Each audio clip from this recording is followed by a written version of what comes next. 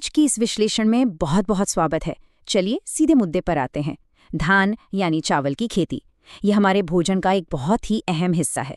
लेकिन क्या हमने कभी रुककर ये सोचा है कि धान उगाने का जो हमारा मौजूदा तरीका है वो हमारे पानी को कितनी तेजी से खत्म कर रहा है?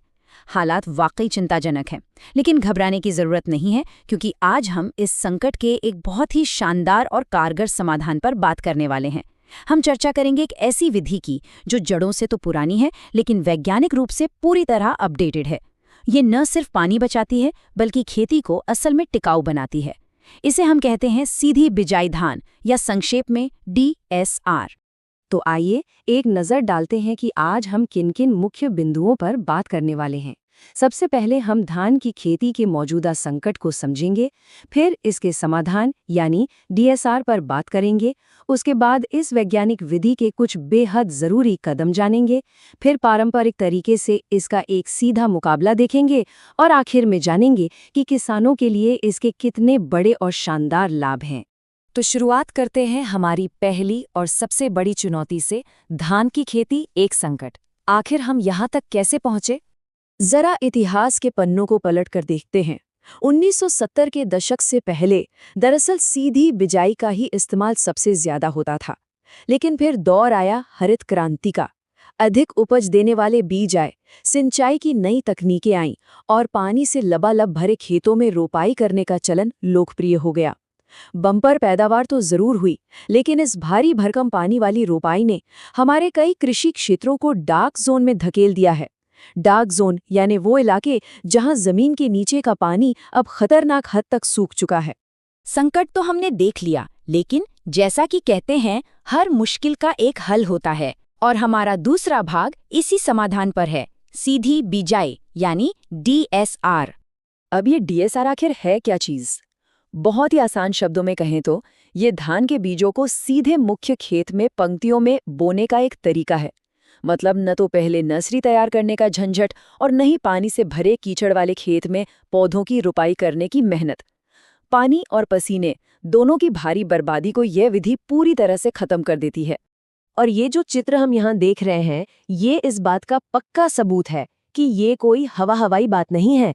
ये स्रोत से लिया गया एक पूरा ब्लूप्रिंट है, एक संपूर्ण मार्गदर्शिका है जो टिकाऊ खेती के लिए DSR के पूरे इकोसिस्टम को बहुत ही शानदार तरीके से समझाती है। अब सवाल उठता है कि DSR को क्यों अपनाया जाए?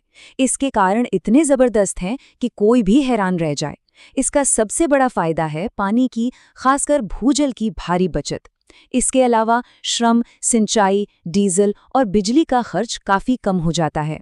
ये मीथेन गैस के उत्सर्जन को कम कर पर्यावरण की भी रक्षा करता है। फसल जल्दी पककर तैयार हो जाती है, और सोने पे सुहागा ये है कि सरकार इसके लिए आर्थिक सहायता भी दे रही है। चलिए अब बढ़ते हैं भाग 3 की तरफ। इस विधि के फायदे तो बहुत हैं, लेकिन इन्हें पाने के लिए वैज्ञानिक विधि के कुछ महत्वपूर्ण कदम उठाने होते हैं। आइए इन्हें समझते हैं। कहते हैं ना कि एक अच्छी शुरुआत ही आधी जीत होती है। सबसे पहले सही समय। बिजाई 20 मई से 5 जून के बीच ही होनी चाहिए। और बीज की मात्रा देखिए, प्रति एकड़ सिर्फ 8 से 10 किलो। बिजाई के लिए सीड ड्रिल मशीन का इस्तेमाल करना है, जिसमें पंक्तियों के बीच 7 से 9 इंच की दूरी और बीज की गहराई 1 से 2 इंच हो।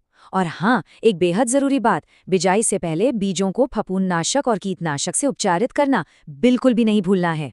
शुरुआत के बाद आता है सबसे क्रिटिकल फेज, सिंचाई और खरपतवार यानी जंगली घास का नियंत्रण। पहली सिंचाई तुरंत नहीं, बल्कि 15 से 20 दिन बाद करनी है, और फिर हर 10 दिन के अंतराल पर।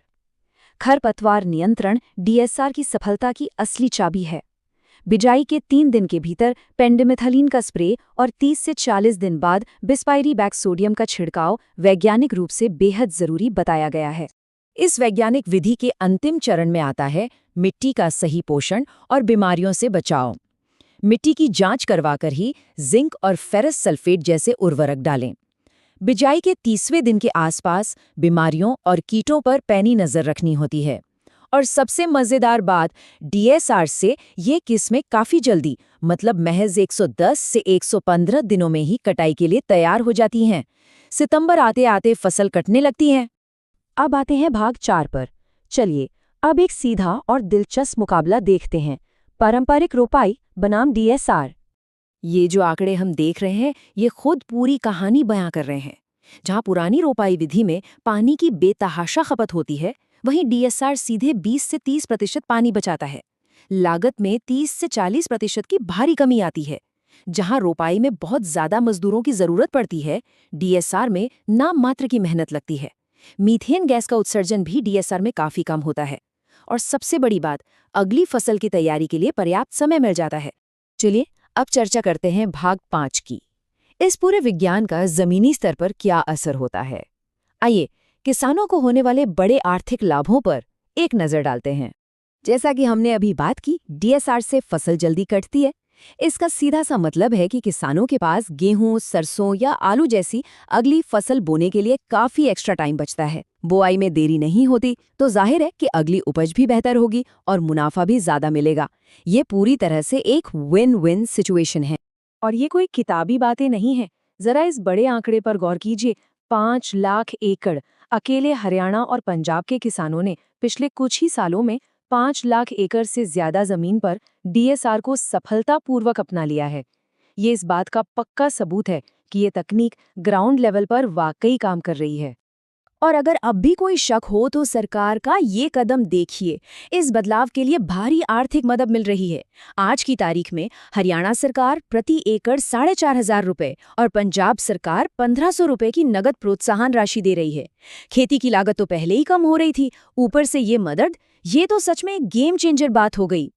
आखिर में इस पूरी चर्चा का सार बस एक ही गहरी बात में सिमटा हुआ है, जल है तो कल है। डीएसआर अपनाएं, पानी बचाएं, पर्यावरण की रक्षा करें और अपनी खेती को असल में टिकाऊ बनाएं। ये सिर्फ अर्थशास्त्र नहीं है, ये हम सब के जिंदा रहने की बुनियादी जरूरत है। तो इस विश्लेषण के अंत में एक बहुत ही अहम सवाल हमारे और आपके सामने है। क्या हम सब मिलकर जल संरक्षण और टिकाऊ खेती की ओर इस बेहद जरूरी बदलाव को अपनाने के लिए तैयार हैं? तकनीक हमारे पास है, फायदे बिल्कुल साफ है और सरकार का समर्थन भी है। फैसला हमें करना है। आज की इस चर्चा में शामिल होने के लिए बहुत बहुत धन्यवाद।